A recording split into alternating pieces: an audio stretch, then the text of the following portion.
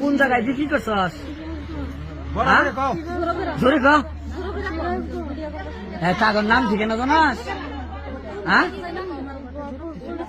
হ্যাঁ, জোরে ক। কার মাধ্যমে বেচছস? হ্যাঁ, তুই খাই তোর সাথে কে ছিল না?